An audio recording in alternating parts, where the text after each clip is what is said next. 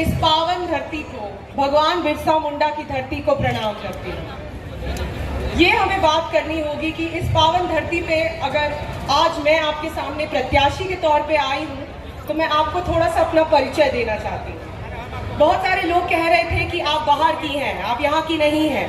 हम उनको बता दें कि हमारा परिवार झारखंड का खतियानी है।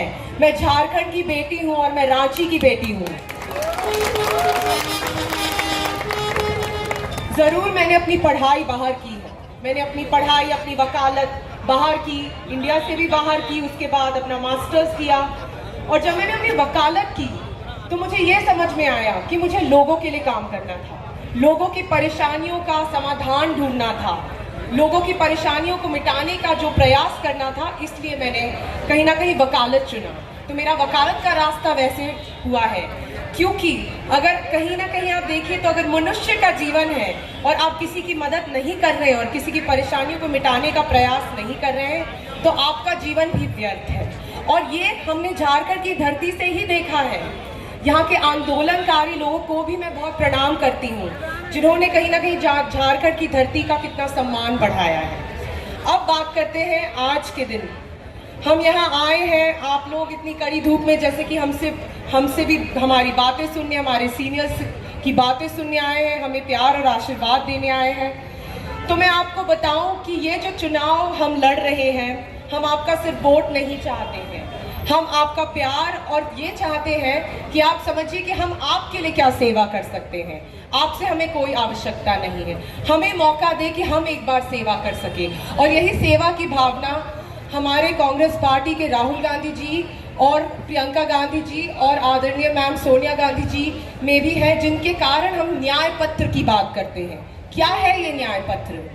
लोगों को न्याय की आज जरूरत क्यों पड़ रही है, ये सबसे बड़ा सवाल है।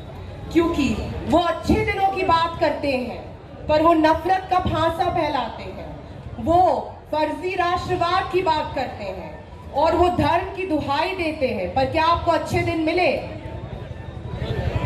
किसी को अच्छे दिन नहीं मिले हैं। और अब तो ये बात हो गई है कि लोगों के मौलिक अधिकारों को भी उनसे वंचित करने की कोशिश हो रही है। इसीलिए राहुल गांधी जी और कांग्रेस पार्टी के जितने भी सभी लीडर हैं, सीनियर लीडर, उनके मुताबिक हमने न्याय पत्र बनाया है जो आपकी परेशानियों का समाधान ढूंढ सके।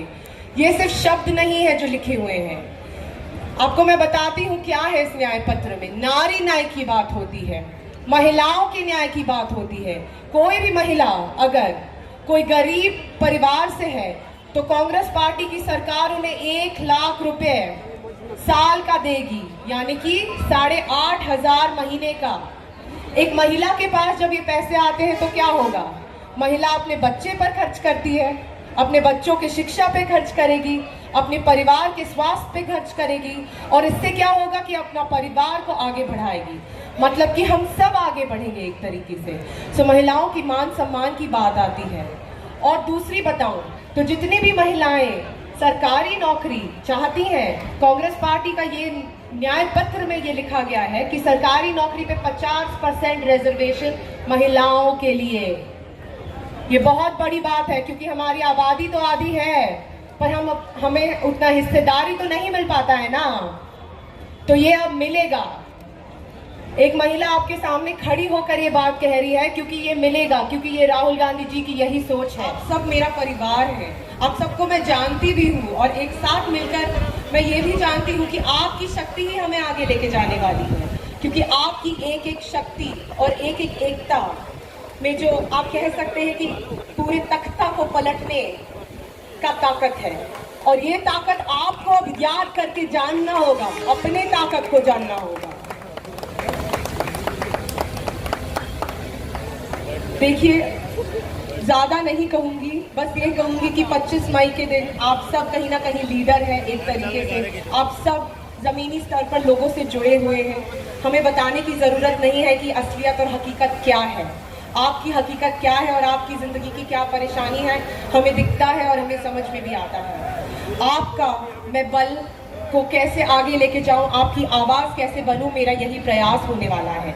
और इस प्रयास में ये मैं अकेले नहीं कर सकती, इसलिए मैं बस यही कहूंगी कि वोट देना 25 तारीख को घर से निकलकर सिर्फ अपने आप को नहीं निकलना है, अपने पड़ोसी को भी निकालना है, अपने दोस्तों को निकालना है, अपने जितनी भी सहेलियां हैं, अपनी दीदी है, अपनी माता है, बूढ़े बुजुर्ग है, हम सबको निकालना है। क्योंकि अगर हमारी एकता परवार करने की जो कोशिश हुई है, जैसे कि हमारे आदरणीय मुख्यमंत्री जी के साथ हुआ, क्यों किया ये उनका डर दिखलाता है। जो आदरणीय अरविंद केजरीवाल जी के साथ हुआ, क्यों हुआ ये उनका डर है, क्योंकि हमारे एकता से वो डरते हैं। और अगर हम अपनी एकता को समझ ले और एक साथ हो जाएं, तो सोचिए कि हम क्या नहीं कर सकते हैं। आप सब यहाँ आए हमारे बीच, सबको मिलकर, सबको देखकर बहुत खुशी हो रही है। आप हमारे समर्थन में आए हैं, हमें इतना प्यार दे रहे हैं। मैं इस प्यार और इस विश्वास पर पूरी खरी उतरने का पूरा प्रयास करूंगी, आपको कभी निराश नहीं करूंगी।